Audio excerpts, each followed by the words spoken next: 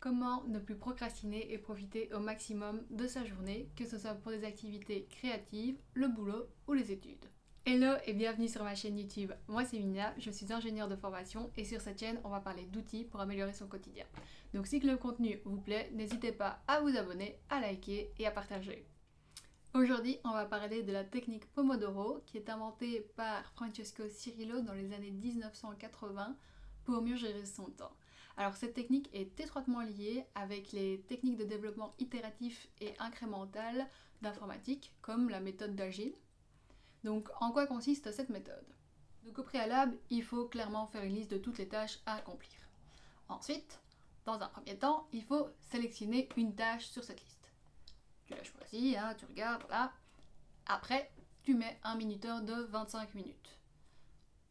Durant ces 25 minutes, tu fais quoi? Tu te concentres sur ta tâche. Zéro distraction. Une fois que les minuteurs sonnent, hop, ça c'est un bloc Pomodoro. En tout cas, c'est ce qu'il a défini comme bloc Pomodoro.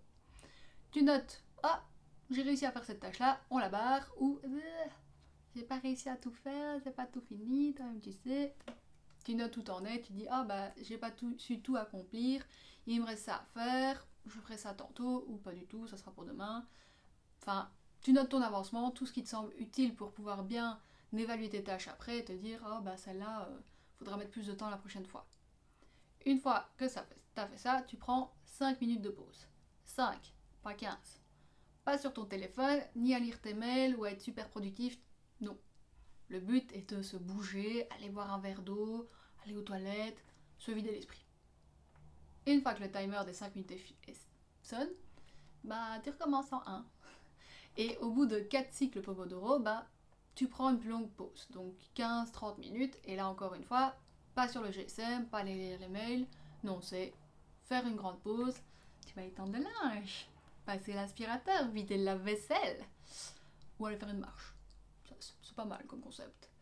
Bref, tu continues là-dessus jusqu'à la fin de ta journée ou la fin de tes tâches ou du temps alloué à la méthode Pomodoro.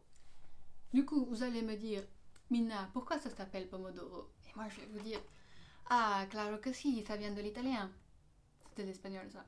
Bref, Pomodoro en italien ça veut dire tomate et en fait Francesco Cirillo utilisait un minuteur sous forme de tomate, un minuteur de cuisine en fait, je pense qu'il n'y avait que ça chez lui à ce moment-là et il s'était dessus 25 minutes et c'est comme ça qu'il se concentrait.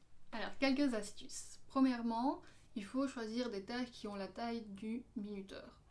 Donc soit vous avez une tâche et c'est top, elle fait 25 minutes, soit vous en prenez plusieurs dont le temps total est inférieur ou égal à 25 minutes, mais le plus proche possible. Le but n'est pas de prendre une tâche qui n'est pas possible du tout en 25 minutes et se dire se presser pour y arriver, c'est pas le bon plan. Il faut aussi prioriser les tâches et commencer par les tâches les plus urgentes au début. Alors, pour que la méthode soit efficace, il faut évidemment évaluer le temps qu'une tâche prend.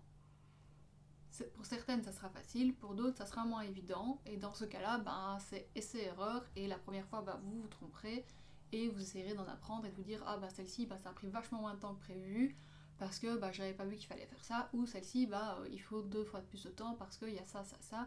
Et pour la prochaine fois, vous saurez que ce type de tâche prend autant de temps. Alors, ça peut paraître anodin de scroller sur son téléphone durant les pauses, mais on ne sait jamais sur quoi on va tomber sur internet ou en regardant une vidéo sur Facebook, sur Instagram ou quoi.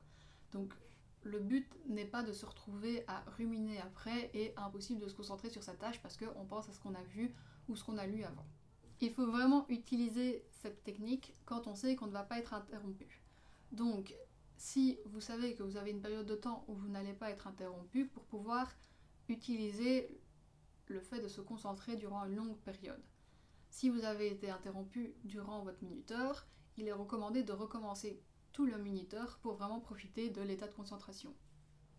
Si durant un Pomodoro, quelque chose vous occupe l'esprit, n'hésitez pas à prendre une feuille de papier, à le noter et à vous en occuper plus tard durant une plus longue pause ou totalement à la fin de la journée. Alors dernière astuce importante, il ne faut pas hésiter à adapter la méthode à soi et aussi aux tâches.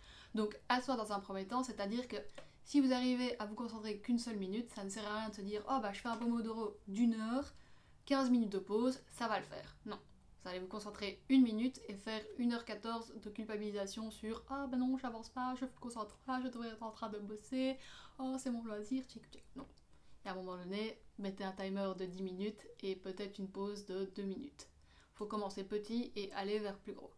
Par contre, si vous avez une concentration d'enfer et que la tâche est plus longue, faut pas hésiter à se dire « Ah ben je fais un Pomodoro de 50 minutes et je fais 10 minutes de pause, 15 minutes de pause à chaque fois. » Les avantages de la méthode Pomodoro, c'est qu'elle vous permet premièrement de gérer les distractions tout en contrôlant votre temps.